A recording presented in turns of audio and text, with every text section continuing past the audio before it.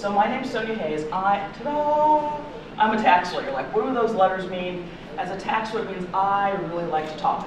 It means I like the sound of my voice. It means I'm hopeful that you guys will also like the sound of my voice. We have a couple of hours scheduled here today. We'll go as long as you guys ultimately need. But the focus here ultimately is on a little bit of the legal side, because that's my background, and also on the tax side of 501c7. So many people are familiar with the 501c3s and charitable deductions and all that other stuff. Like, what exactly is a 501c7?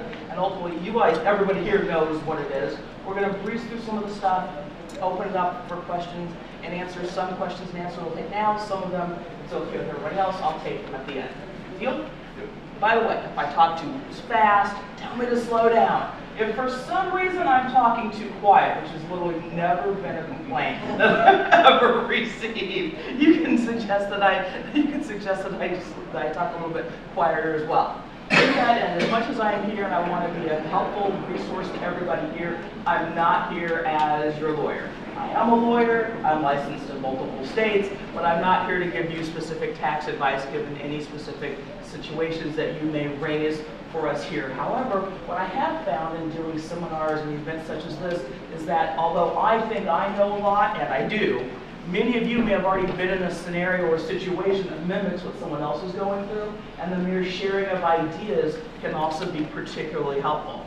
So overall, the basics, right? So the basics, my legal brain goes, I can't talk about you having a specific tax filing status and the form you have to file unless you start at the very, very beginning, right? You have to have an article, you have to have articles of incorporation. You have to have officers. You have to have regular meetings. And the reason that we're following all these really stringent rules, which are very similar to those that are required for C corporations, is because we want there to be a club, and then we want there to be everybody else separate and apart from the club, right? We want there to be limited liability. No one wants somebody suing you individually for something that's happened on, whether it be a ski trip or not a ski trip, during a meeting, etc. You want to have that separate, that completely separate entity. Our focus here is that for that completely separate entity to get some tax preferred treatment along with it, right? So that's just ultimately step one. What's required? Step one, I hope you guys are familiar with the bulk of these things because you're already existing clubs. To that end, we have to have a club that has to be organized for an exempt purpose, right? So they have lots of examples. I've got them on a future slide. All the activities need to further that purpose. There is a possibility to have activities that don't further that purpose. Income from those activities could ultimately have you find yourself in a fully taxable situation. The minimum income from those non-traditional sources, we can get into a deeper conversation later, is there's a gross receipts test, right? This part's all the high-level stuff, which is up to 35% from outside business sources, and then within that 35%, no more than 15% can be from the use of club facilities or services to the general public. So I know that some things are going to be really relevant for some clubs, and some things are going to be more relevant for other clubs. In general, where all these social club rules ultimately started from was the notion of a physical structure. Think country club. Who's going to be there? Well, we're going to have members. Can members have guests? Yes, they can. Can strangers come in? Well, they probably shouldn't. Well, what are the things we're going to have there? Well, if I'm going to be in a country club, a huge physical building, I want to be able to eat when I'm there. So there should be food. Food free?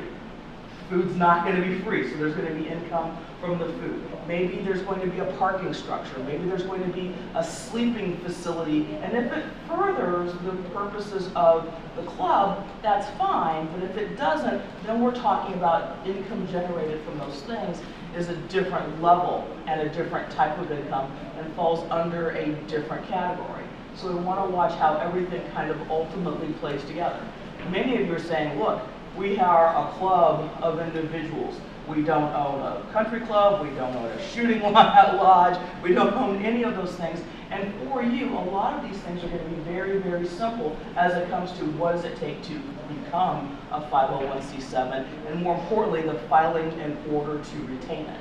So we'll probably end there, and at that point, I'll probably go back into a more Q&A on what are the specific smaller things that you find yourself struggling with. And I've talked to some individuals like, you know, are people 1099 employees? Are they doing this for free? Are they volunteering? Et cetera, et cetera. So the tax lawyer couldn't help but throw in a couple of internal tax revenue code history scenarios, which is when did all this begin? It's been a long time since the IRS has recognized that there's something called a social club.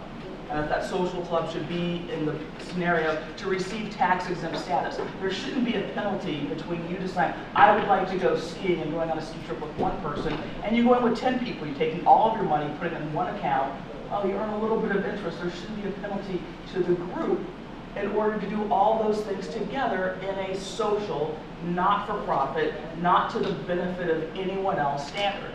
Then in 1969, there was a new scenario that said, look, what happens if you had unrelated business income? Historically, that said if you had any unrelated business income, you're out, no more tax exempt status. Same with it, even like investment income. I earn 36 cents, you're out. And so wait, you know what, that's really not fair. That's still not going against the grain of what we want to do. We want to encourage individuals to be social and to participate in events with other people who like the same events as they do. Then we moved forward to the next level, which was 1976. There was a rule that said, listen, once again, with that country club, has to be for the exclusive use. So any benefits you have to exclusively be for the use of members. Well, wait a second, I'm a member, but my spouse isn't a member. Well, my spouse wants to come along with me, my friend, my etc. So it said, no, we're going to go to that next level. It's not going to be an exclusive use test. Rather, we're going to have a substantial use test. In other words, are the benefits of the club, whether it be a facility, a building, or just the general benefits of membership, is it substantially for the use of a member? Thereby, for a trip, can I bring my spouse? Yes. Can I bring my best friend? Yes. The club is not, are they going to pay? Yes, they're going to pay money just as everyone else would for a trip or an event, but you're not, the goal here is to not lose your 501c7 status. So what are things that are required? And if you're not doing these things, you might want to reconsider them. One, you have to have limited membership. The goal here really is to require an application. There has to be an application for membership in order to be a participate in this. Next, substantially all of the activities need to be social and not for profit, right? We're gonna go on a ski trip, but we're not gonna get in the business of selling XYZ's ski goggles or bibs or anything else on the side, or to make a commission, or to get some extra cash. We really want everything we do here to be really more on the social side. That doesn't mean that there can't be tangential things that are income producing, but we have to watch out and be cautious as to how much income those things ultimately produce. Primarily, the support, the money that you get has to come from dues. So this isn't a scenario whereby we're holding bake sales or anything else. Really, the dollars need to come from the dues of the members, and critically important, all of the members within a social club have to be people. I can't have a corporation, I can't have a limited partnership. Everybody needs to be, in this scenario, needs to be a person. Yes, sir. Can I ask you a question? You can. You mentioned about not making money on things that you sell, like for example, if you have these little banners you put on your ski pole. Does that mean if we sell them at our cost, that's okay? Or you said that is a profit-making item? So the ultimate situation there is profit. And we're going to have here's the thing. I'm a lawyer, so we did the little disclosure. I'm going to answer the baseline questions here, and then we're going to officially go offline, and I'm going to field every single question, hopefully, that you guys can possibly come up with. But the point there with your comment is, you're not selling them for a profit. You're selling them to, you're like, look, this is really awesome. Let's purchase it, let's utilize it, but your goal there ultimately is a profit. And really that's what the government's looking towards at the bottom line is, are you doing this to make money, to get paid, to make income, and not be like everyone else and have to pay taxes on it?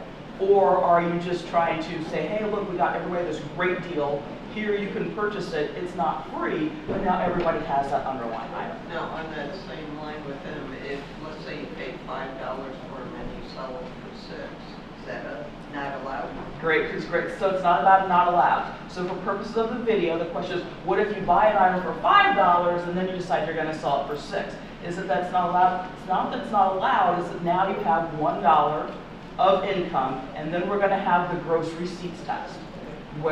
How much money was that in comparison to how much were the total gross receipts that have came into your business, and then overall, do substantially all of your income come from social things as opposed to the profit-related things. So overall, we're going through, it's a multi-faceted test with each of those, which is going to be very specific and independent. You're like, look, we made $800 from this.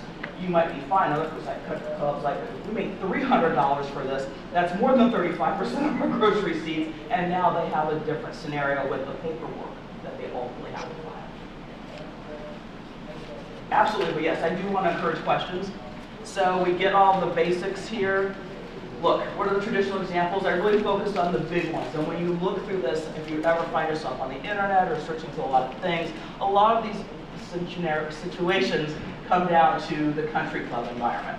Because the country club environment has, well, there's golf, and there's food, and there's members, and there's guests. And country clubs found themselves many, many years ago in this position where they said, oh, our members come here for dinner. Our members don't come here for lunch. What could we do with that nice dining room? Oh, I bet we could rent it out. Well, we won't rent it out to non-members, but we could rent it out to members. Well, what are they doing in there? Is it for purpose of the golfing, et cetera, the social side? No, they're holding business meetings in there, et cetera, et cetera. So then we have to start bifurcating, A, who got the use, member versus non-member. Was the use pursuant to the purpose of the social club? Golf, yes. Hunting, archery, ski, yes. Business meeting in the afternoon for a bunch of clients? No. So all those things come together that way. College fraternities, yacht clubs, garden clubs, dinner clubs, just a whole bunch of different clubs out there that exist. Pretty much anything that has a social aspect to it, and there's a group of people who enjoy doing it, you're going to find yourselves eligible for that 501c7 tax-exempt status. The question is ultimately, what are you doing with it, and what are you doing about it? So required filings. Everybody know that you have to file a form every single year in order to maintain your 501c7 status. I'd like to say all the heads go up and down, even virtually if they're not happening in real life. Well, I've done a lot of work with individuals like, what? But we didn't have any income. So at the point where you have gross receipts of under $50,000, ultimately what you're going to file is it's postcard. And I joke it says postcard, it says it's an e-postcard. There's no physical way for an individual to be filing it. An individual, it's done on the computer. It's incredibly simple. It's due every year. As all these tax forms are, they're due every year by the 15th day of the 5th month after the close of the tax year. So this is why we had such a hard time finding a tax professional, because that was just 3 days. That too. It doesn't hurt that I don't do tax filing work on a regular basis, but you're absolutely right. So to that end, most clubs, many clubs, just to keep things simple, you have two choices. You can have a calendar year, or you can have your own fiscal year. So fiscal year means that we chose, pick a date, and that's the date for which we're going to do all of our tax filing. Most individuals, most organizations go, look, there's this other thing out there. It's called a calendar year. We all know when it begins. We all know when it ends, and that makes everything. It simply keeps everything simple. So the calendar year is January 1st to December 31st. Tax year ends there. Then you have until May 15th of the following year. And if the due date falls on a Saturday, Sunday, or the holidays, and the due date is going to be the next business day. It's simple filing. I have a little bit of a copy. It's not from the most recent year, but it's pretty simple. It's like, look, what were your gross receipts? Do you have a website? What's the name of your organization? And who is the officer that's filing the paperwork? Right? Plain, pure, simple, and easy, but you don't want to take it for granted and not do it. Most importantly, you don't want to be late. And because that could ultimately turn into a problem. How large of a problem? Depends on who ultimately, if you self-monitor that, you go, oh, we're sorry, mea culpa, we're really sorry, please forgive us, you might have no penalty. If ultimately you're audited, and they have some concerns, they're going to dig for the rest of your books, and then you may very well be in a different scenario. By the way, I didn't include it in here, but there's also a public aspect of all this, that all the paperwork has to be available, and if not, you're going to have a $20 per day penalty fee for not having the paperwork available. So A, do it. B, submit it. It's electronic. It's literally this difficult. And just make sure you always kind of keep on top of all those things. So next, we're going to kind of hit our filing scenarios. So next we've got the Form 990 Easy and the Form 990. So much like the 1040 forms that we all fill out individually, just putting the letters E and Z doesn't necessarily make it easy to do, right? It's a big jump to go from that 990N to the 990 Easy. At this point, we're looking at gross receipts, right? So gross receipts, before we take our deductions, the gross receipts of less than $200,000 and total assets of less than $500,000. But we still are in a scenario whereby we have an income-making scenario.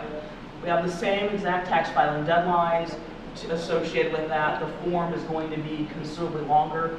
To get a copy of the form and into a computer scenario, I'd be violating all sorts of copyright laws because the IRS doesn't make that stuff easily available. But once again, easy is not easy. They're going to be asking a great deal more questions. You're smiling. It's not a postcard. It is a tax filing form. What were your gross receipts? Where did they come from? Then they're going to go through really what were your deductions? What did you spend the dollars on? Are those things that you spend the dollars on? I'm going to say, do you get credit for it or do you not get credit for it? What were your deductions? Was it advertising? Advertising for what? Was it marketing? Marketing for what? Some clubs have little brochures, like a little directory, right? And you get income from vendors to advertise your directory. Well, that's income. Well, then how much does it cost you in order to produce the directory? All those things come into play. You're like, oh, you gotta be kidding me. It was just so simple. We were just trying to get money from company A to cover the printing of our document. All those things come into consideration. Oh, I forget. Now that we're up to the 990 Easy and the 990, there is an opportunity for a 3-month extension in order to take care of those. Once you get to that next level, gross receipts of more than $200,000 or total assets of more than $500,000, now we have the 990. And think of that as the individual version, the social club version of the 1040. We have the 1040. In addition, we have all sorts of other documents that are going to go with it. Like I file a 1040, I might have an A for itemized deductions, B for selling capital assets, et cetera, and all these other things that go along with it. It's the same scenario here, keeping in mind that I could be at a 990 Easy and still have to file the next form I'm going to talk to you about, which is the 990T. So even if the taxes of group is not required to form the 990 or the Easy and must file a 990T, exempt organization business income tax return if it has 1,000 or more of gross income from an unrelated trade or business during the year.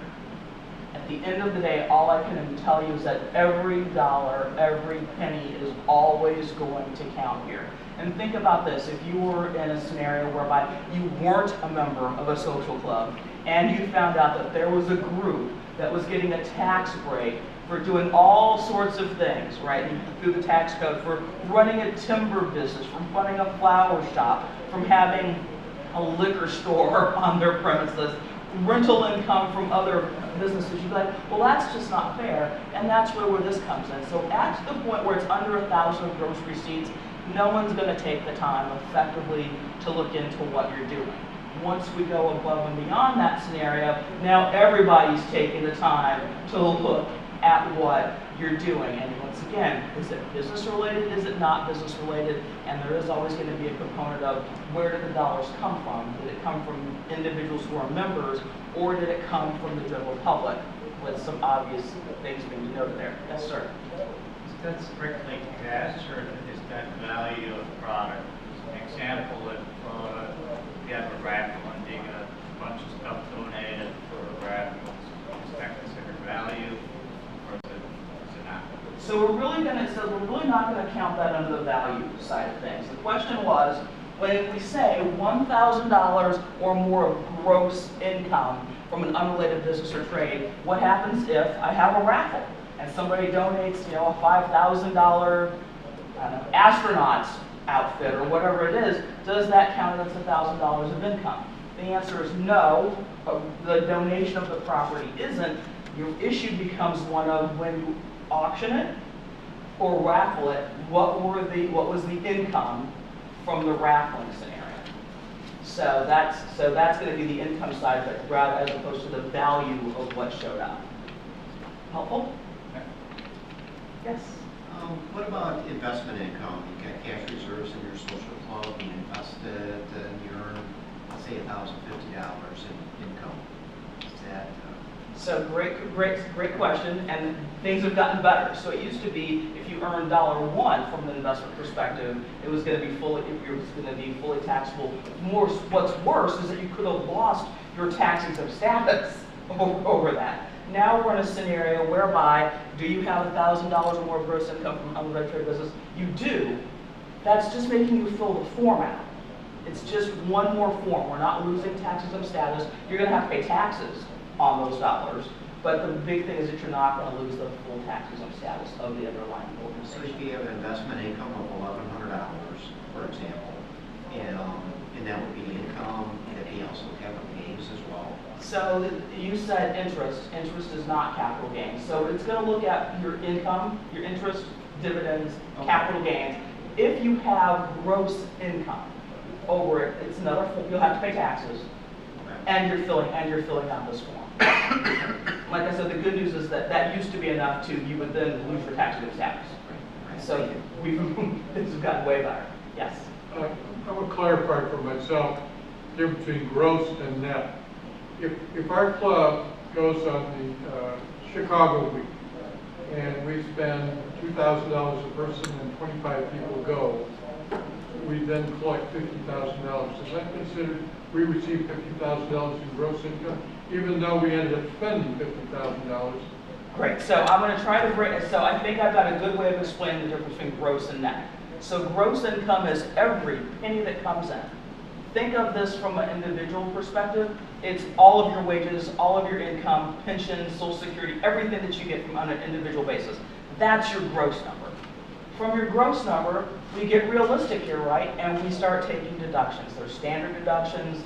In the past, there were personal exemptions. From a business, it's like I had all this money come in, but I had some expenses along with that. I had to pay for hotel, air, et cetera, et cetera, et cetera. So then you net out, is what I would always say, which is unfortunate. You would then net out your expenses, and then you would have your net income at the end. So gross is everything.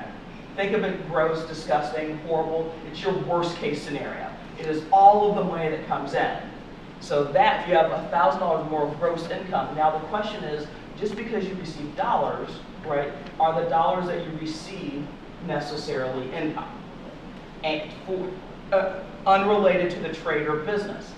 Your whole trip, presumably, is related to the business of your social club, so gross, net, or otherwise, I'm not worried about what I have up here on this slide. This is separate and apart from the act and the enjoyment of skiing and having fun and being socializing with the people when you ski. So it's not just the ski ticket, it's the airline, it's the hotel, it's the happy hour, it's all the things that are social and paramount to enjoying yourselves as a skiing club are going to be related business expenses. This is just for my unrelated trade or business expenses throughout the year. So is a raffle unrelated business? So the issue becomes one of fundraising, and from the 501c7 issue, fundraising becomes a bit of a problem because you're not a charitable organization for which the organization that gives you the ski, the jacket, the helmet, etc., they might be getting a deduction from that as a marketing expense or as an advertising expense, but not necessarily as a charitable expense, not as a charitable donation. So it sounds like fundraising may be kind of unrelated. Fundraising is likely going to be unrelated because you're tax exempt for social purposes, not tax exempt for other purposes. So,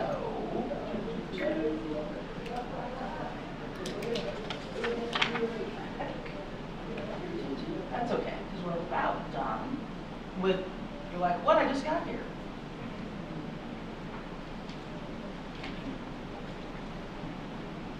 So, This is my put together 45 minutes of brief conversation-ish, which I'm a little shy on, and then we're going to have hopefully a good question-and-answer session to the extent that individuals want to participate.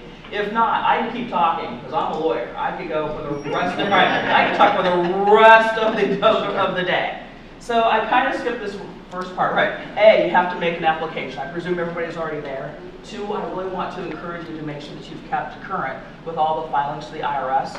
I kind of skipped this before. Make sure that there's no discrimination going on within the social club. So when you're saying you're going to have a club, look, we're open to anybody who wants to enjoy skiing. And having any sort of discrimination based on race, gender, etc. is going to be an issue. Not that we have to worry about that. And obviously, watch the sources of income and be able to bifurcate them. Who did they come from? What were they for? Was it for, and don't get too creative, right? This is where creativity is not your friend. With what is really in balance with what we're really going for as far as, is this for the benefit and future benefit and enjoyment of what our ski club's all about. So, officially, for their purposes, that's going to be when they're going to cut this tape. So beyond that, what can I do? What are some questions that you guys have regarding, basically regarding your ski club? So all this on your site will be available. We are recording the first part. So everything from this point on is not going to be part of the written record. For twofold. One, I'm a lawyer, and we're going, oh, well then she said this. Twofold protects you in case you guys say that you're doing something that you shouldn't be doing. Honestly, you don't want someone to go, that was Robert, and this club's breaking the law. So now this kind of protects everyone, and we can have a nice multiple. You're here until, what time do you have to go from the airport? I'm going to be here till at least 11:30 or so to answer questions if you don't want to. You're like, I don't want anybody to know in case I am doing it wrong. So he has to pop back down because he's got a property that they got beat up in that storm this week. So. Yeah. Yes. So let's say you have a ski trip and it costs $1,000. Yes. That's the trip cost, and then when you're all said and done, you only spent $975. So our club would generally give that $25 back to the individual. But sometimes individuals, they say, just keep it, or, they become inactive and you can't find them. So you have these kind of minor donations, so to speak. Tangential dollars, so everybody heard the question. Trip was $1,000, only cost $975. At the end of the day, somebody gives you a deal, a discount, or whatever. You're like, $975 historically, you get the $25 back, which is the exact easiest, simplest way to handle it. You're like, but what if we can't find the person, they say they don't really want it, etc., etc., etc. What do? Well, now what you have is $25 of income to your underlying club. Am I worried about the $25 on an individual basis? No. The question becomes one of, well, what if I have 45 people in the, or 100 or 300, all these other people, and it adds up? Then what do I do as far as an income scenario? Because we're always going to probably primarily go back to the, how much income do I have? So that one thing is just a form. That's $1,000. What are your gross receipts for the organization? And then it's going to be the 15% related versus unrelated. So you can have all these gross receipts. And I'm going to actually go back to that slide because I have a sense, as I did when I put the presentation together, that there was going to be a lot of things. Now, on that 25, let's say you use that toward paying for something else, like you get insurance for your board members or something, and in order to pay for that insurance, you have to have money from somewhere. I understand. So this Does is that come to the net in the gross? so that becomes the difficult scenarios, right? So if you're over the $1,000 in those refunds, you have to fill out the form. The form is not the end of the world.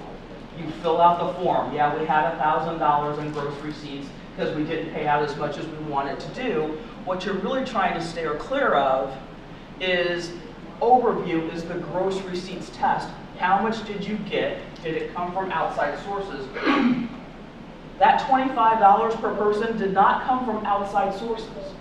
It came from members who paid dollars. So you're not in a scenario. So I guess my thought is, hey, we're going to have lots of, there's paperwork you have to fill out, but we're going to have more conversations about, but you're not going to lose your tax status, right? You can do it, you're probably, right, you're not going to lose your tax status. Some of the things, you're not even going to have to pay income taxes on things, but it's going to be an extra form. So all those extra dollars that to come in, you're like, well, what if we spend them on things?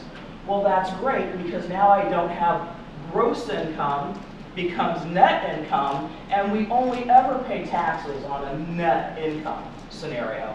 And then it's still going to be divided, it's going to be dependent on where those dollars came from, because the whole notion here is, if I get 100 people together who all like to ski, there's going to be tangential dollars sitting someplace earning a little bit of income, interest, et cetera, and we don't want them to have to pay taxes on it, because individually they would not have had to pay taxes on it. So I don't want the $25 of 50 people become my tax rule scenario, when if it would have been me and my own scenario, the $25 would have been a taxable situation. So, assuming that we run a half a dozen trips, we have a policy where if it's under 15 bucks, there's some sort of a percentage formula, but it adds up to, let's say, $10. We don't write refund checks. It's kind of difficult to write 60 checks for $7.15. I understand. So at the end of the year, within that guideline, we have 2 trips that made $300. We got 1 trip that lost $600. 2 more trips that made $400. Bottom line is, at the end of the year, trips had a net gain of $600. Let's say that gets put back into buying insurance or whatever.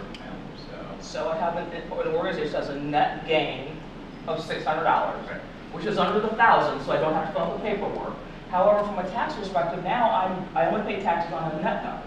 So now what did I spend the dollars on? I got insurance, I did this, all those things are going to come away from that number, and presumably at that point you're not only going to maintain your tax exempt status, but you're also not going to have a taxable scenario whatsoever, because we're not going to penalize you as 100 people, as that we wouldn't penalize you as one person, and we wouldn't penalize one person for the $7 refund.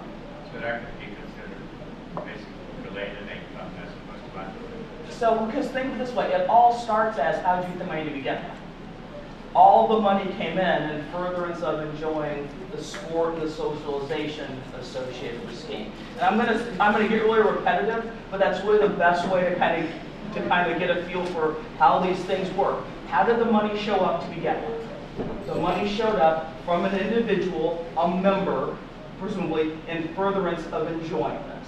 And at the point where the bulk of the individuals who go on your trip are members as opposed to guests or spouses, etc., you're probably still going to stay very close to with it. You're not likely to go outside of the boundaries of what that ultimate purpose and dollars are, and you're likely to not only retain tax exempt status, but retain the opportunity to not pay taxes on those pieces of income that do show up.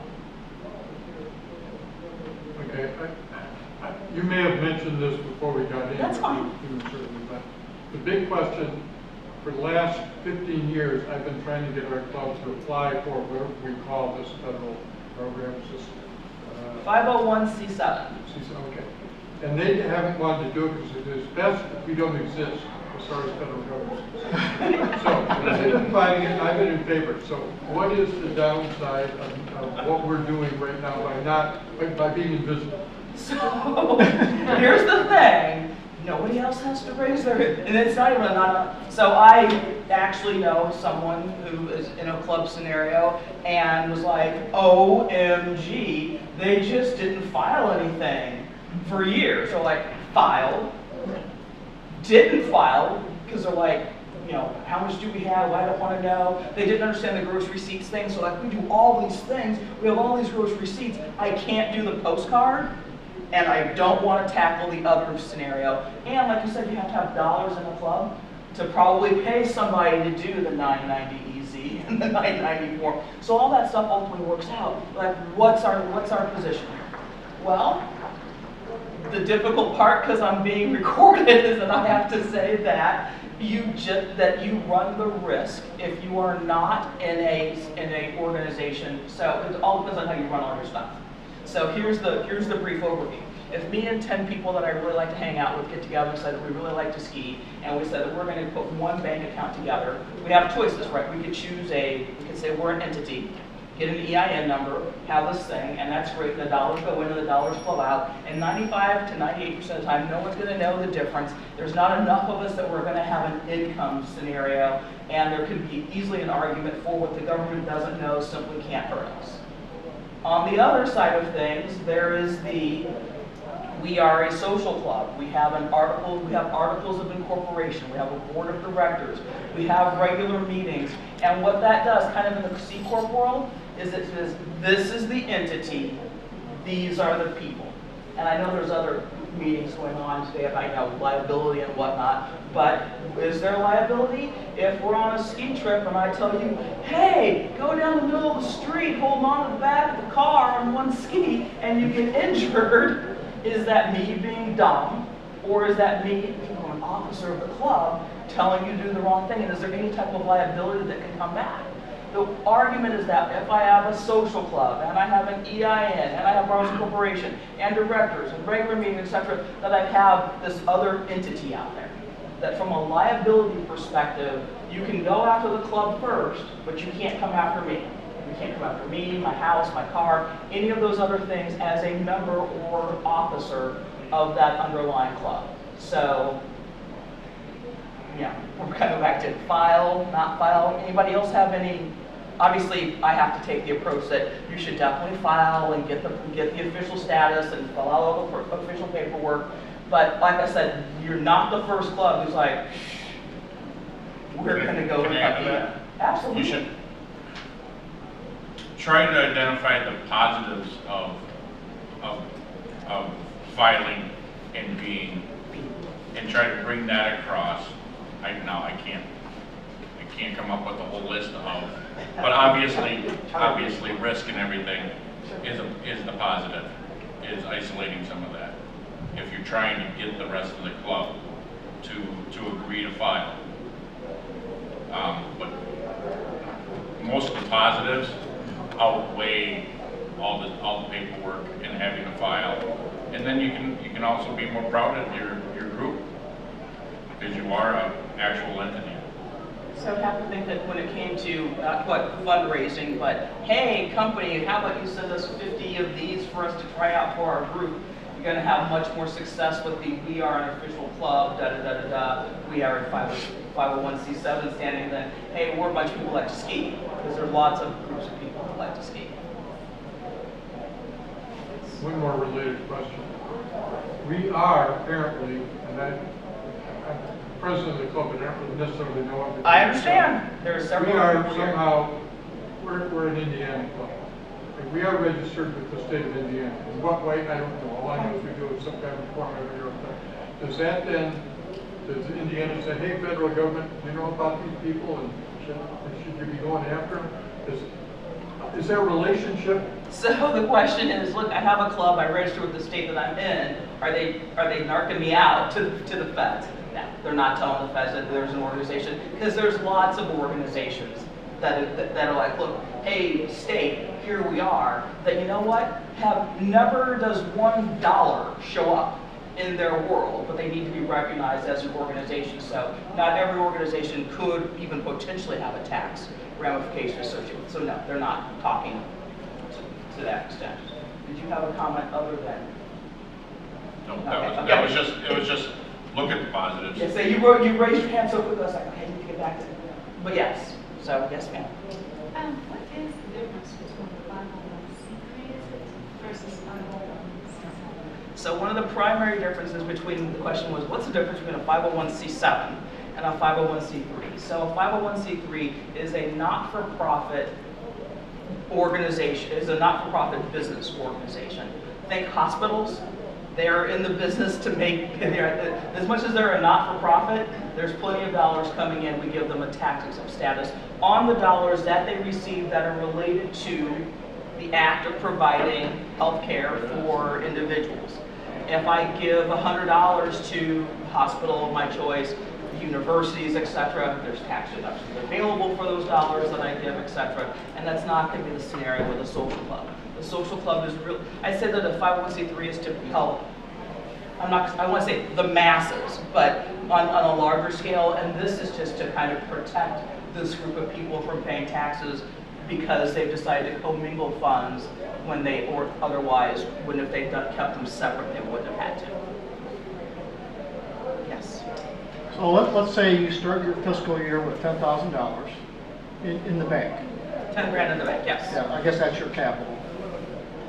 So you get revenues of 100,000 during the year, Okay. gross revenues, Gross revenues, and your total expenses are 97,000. So at the end of the year, you have $3,000, I guess, of net income. of net income. So that net income would, at the end of the year, our balance would go from 10,000 to 13,000. Correct. You have to pay tax on that 3,000? So my first question is, where did the $3,000 come from? Okay, so, So I'm going to go a little bit out because Right. you made your numbers so small that it's something that I wouldn't have to even consider. right, I just used that as an example, but, so if it came from all business-related income, probably not a problem, but if you had some unrelated If business. I have some unrelated income from a non-traditional source, then I'm having this test. I'm having the gross receipts test. Is this 35% from outside sources? So where'd the money come from?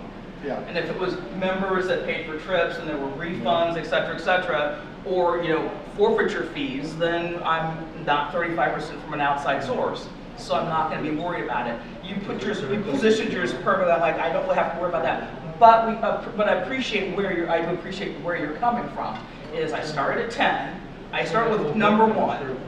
I end up with a number that's greater than that. Do I have to pay taxes on it? And the answer is probably not, because it probably isn't income. So we also have to deal with the whole income scenario, right? Just because my account starts off with a number and it ends with a different number doesn't mean that I got there via income. I could get there via refunds.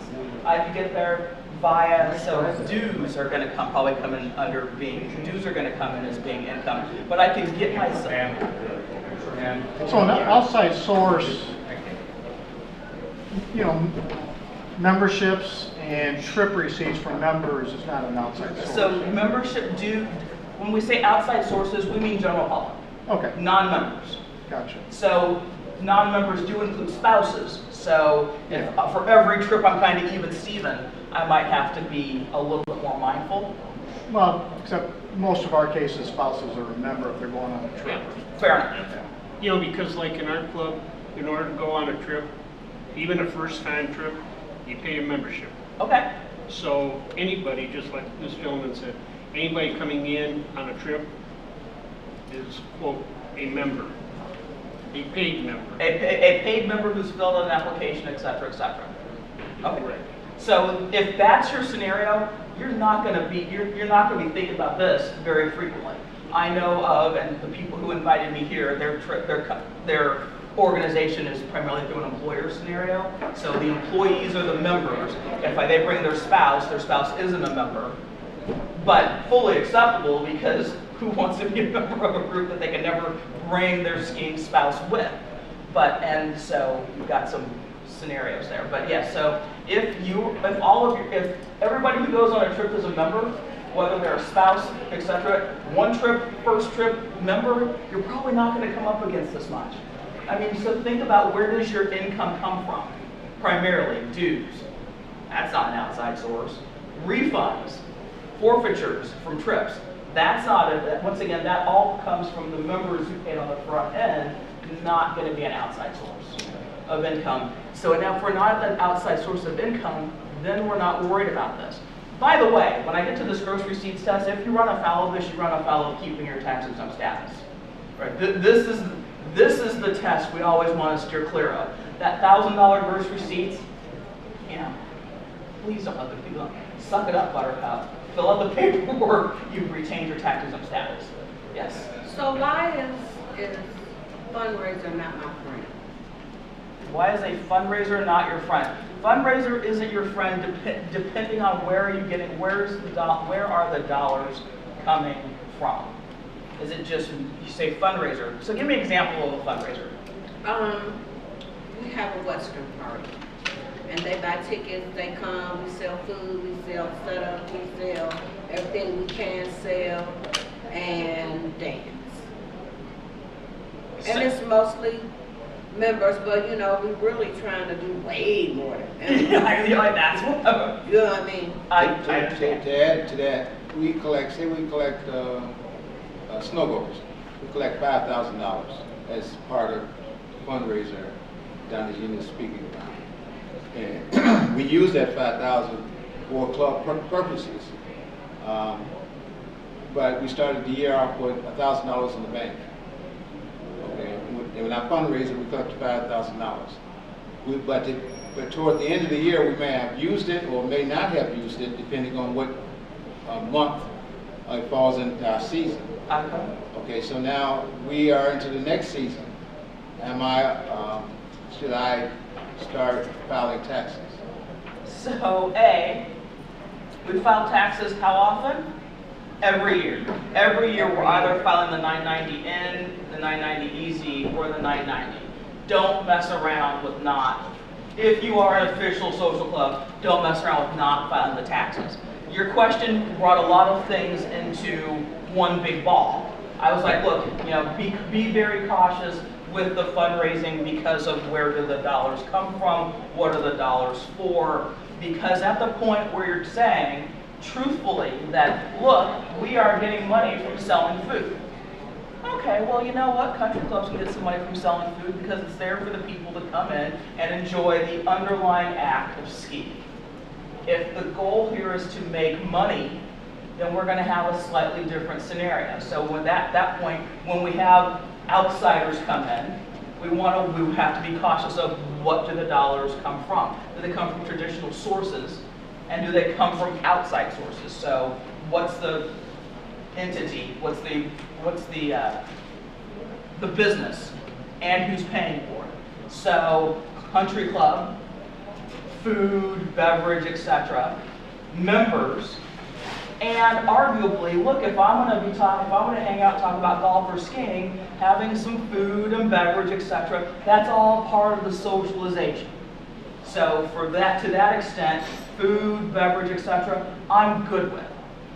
Make sure, you know, I know there's no way to really keep track, but do your best to keep track of where's it coming from. Does it come from my members? Does it come from outside members? That's why at country clubs, I can't come in off the street and be like, I'd like a dinner. They're like, no, only members can come in here and pay. It makes the outside source number 0. It makes the outside source number 0, so they're not having to sit down and walk through this calculation. Yes, because you're coming out of your seat. So, I got a table. She was really cute. Yeah, I got a table, and I got a bunch of friends at it. Except I'm the only one going over to get the food and going over to get the drink. And so that means that it's not an outside source, it's the club. You're a member Right. doing things associated with the membership for your organization. Right, so then that means no outside source. So that would be a scenario of no outside source. One guy who belongs to the country club takes his 3 best friends out golfing, pays for everything, pays for the food, the dinner, the beverage, everything, all inside source. No outside or general public. The general public can't do anything there. Yes. So when our fiscal year ends in April, so in May we're closing off all of April, and yet we're starting to get dues for the next year. When do the receipts net? I mean, so your expenses in May from last fiscal year, did they have to be dated in April? So if somebody's filing, I didn't catch part of what you said. So the receipts from if we're still paying back somebody, like we have a final payment to a hotel because something happened. So we're paying that in May, our fiscal year ended in April. What fiscal year does that expense go in? So it's going to fall still under the previous fiscal year. Kind of think of it as, I think it was like my taxes, right? I go January, December, but there's still some stuff like I can make my IRA contribution into the next year. Right. Those things are related to the previous. Because our current treasurer said you have to date everything in April, and I didn't think So date everything in April. So that's something that I'm not a fan of. So as much as I say that belongs to the previous fiscal year, I'm not a believer at all in putting the inaccurate or incorrect date. on anything for myriad of reasons. So there's when bills come in, and then there's when bills are due.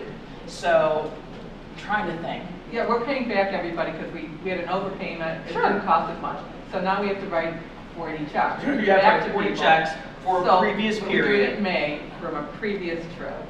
All of that is still going to be for the previous fiscal And it year. can be dated in May. And I'm definitely going to date it when I actually write it. I'm not going to post-date that check, ever. So this may be a helpful aside or may not be a helpful aside. In general, I'm a tax lawyer, so we came up with new tax laws for everybody towards the end of last year. And on TV, in places like New York where the property taxes are really high, they were like, oh yeah, and if you're living here in Illinois, or you're like, oh, we're gonna go prepay the taxes. Well, taxes and bills, etc., it's not due yet. I can't pay something in 2017 if it's not due until 2018. So this was due in this year, and you pay it, even after you pay it in a different year, it's still for that previous year. Up until the day you file your taxes, your Up until your 990.